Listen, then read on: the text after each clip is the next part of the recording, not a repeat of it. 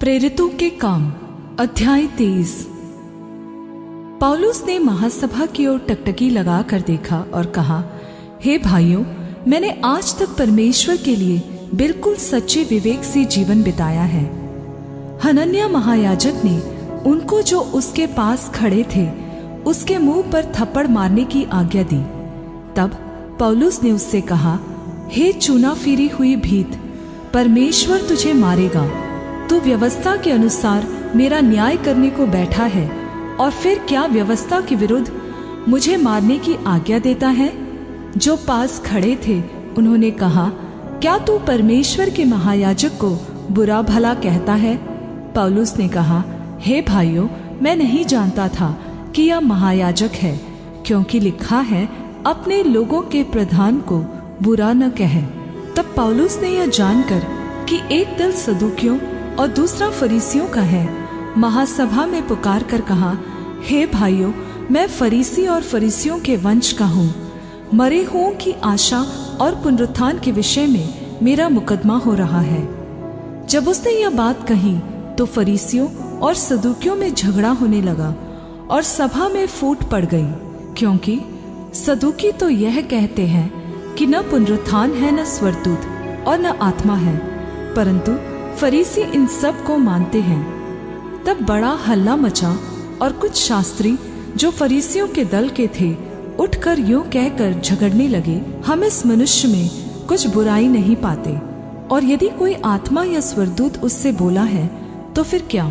जब बहुत झगड़ा हुआ तो सैन्य दल के सरदार ने इस डर से कि वे पौलुस के टुकड़े टुकड़े न कर डाले, सैन्य दल को आज्ञा दी कि उतरकर उसको उनके बीच में से जबरदस्ती निकालो और गढ़ में ले आओ। उसी रात प्रभु ने उसके पास आ खड़े होकर कहा, हे पौलुस, धैर्य रख, क्योंकि जैसी तूने यरूशलेम में मेरी गवाही दी, वैसी ही तुझे रोम में भी गवाही देनी होगी। जब दिन हुआ तो यहूदियों ने एका किया और शपथ खाई कि जब तक हम पौलुस को मार न डालें, यदि हम खाएं या पिएं तो हम पर धिक्कार। जिन्होंने यह शपथ खाई थी वे 40 जन से अधिक थे। उन्होंने प्रधान याजकों और प्राचीनों के पास आकर कहा, हमने यह ठाना है कि जब तक हम पौलुस को मार न डालें, तब तक यदि कुछ भी खाए तो हम पर धिक्कार है। इसलिए अब महासभा समेत सैन्य दल के सरदार को समझाओ कि उसे तुम्हारे पास ले आए, मानो कि तुम उसके विषय में और भी ठीक से जांच करना चाहते हो, और हम उसके पहुंचने से पहले ही उसे मार डालने के लिए तैयार रहेंगे।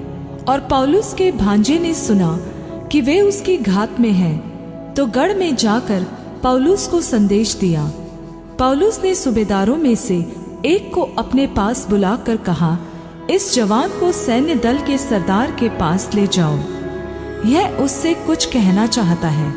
अतः उसने उसको सैन्य दल के सरदार के पास ले जाकर कहा, बंदी पौलुस ने मुझे बुलाकर विनती की कि यह जवान सैन्य दल के सरदार से कुछ कहना चाहता है, इसे उसके पास ले जा।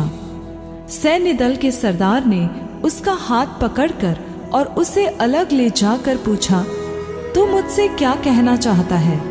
उसने कहा, यहूदियों ने एका किया है कि तुझसे विनती करे कि कल पौलुस को महासभा में लाए, मानो तू और ठीक से उसकी जांच करना चाहता है, परंतु उनकी मत मानना, क्योंकि उनमें से 40 के ऊपर मनुष्य उसकी घात में हैं, जिन्होंने यह ठान लिया है कि जब तक वे पौलुस को मार न डालें तब तक न खाएंगे और न पिएंगे। और अब वे तैयार हैं और तेरे वचन की प्रतीक्षा कर रहे हैं। तब सैन्य दल के सरदार ने जवान को यह निर्देश देकर विदा किया, किसी से न कहना कि तूने मुझको ये बातें बताई हैं। उसने तब 2 सूबेदारों को बुलाकर कहा, 200 सिपाही, 70 सवार और 200 भालैत को कैसरिया जाने के लिए तैयार कर रख। तू रात के तीसरे पहर को निकलना, और पौलुस की सवारी के लिए घोड़े तैयार रखो कि उसे फेलिक्स राज्यपाल के पास सुरक्षित पहुंचा दे। उसने इस प्रकार की चिट्ठी भी लिखी, महाप्रतापी फेलिक्स राज्यपाल को क्लौदियुस लूसियस को नमस्कार। इस मनुष्य को यहूदियों ने पकड़कर मार डालना चाहा, परंतु जब मैंने जाना कि वो रोमी है तो सैन्य दल लेकर छुड़ा लाया। और मैं जानना चाहता था कि वे उस पर किस कारण दोष लगाते हैं, इसलिए उसे उनकी महासभा में ले गया। तब मैंने जान लिया कि वे अपनी व्यवस्था के विवादों के विषय में उस पर दोष लगाते हैं, परंतु मार डाले जाने या बांधे जाने के योग्य उसमें कोई दोष नहीं। और जब मुझे बताया गया कि वे इस मनुष्य की घात में लगे हैं, तो मैंने तुरंत उसको तेरे पास भेज दिया और मुद्दइयों को भी आज्ञा दी कि तेरे सामने उस पर आरोप लगाए। अतः जैसे सिपाहियों को आज्ञा दी गई थी, वैसे ही पौलुस को लेकर रातों रात अंतिपत्रिस में लाए। दूसरे दिन वे सवारों को उसके साथ जाने के लिए छोड़कर आप गढ़ को लौटे।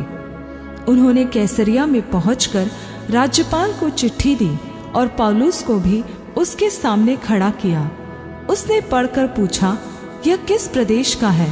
और जब जान लिया कि किलिकिया का है, तो उससे कहा, जब तेरे मुद्दई भी आएंगे तो मैं तेरा मुकदमा करूंगा।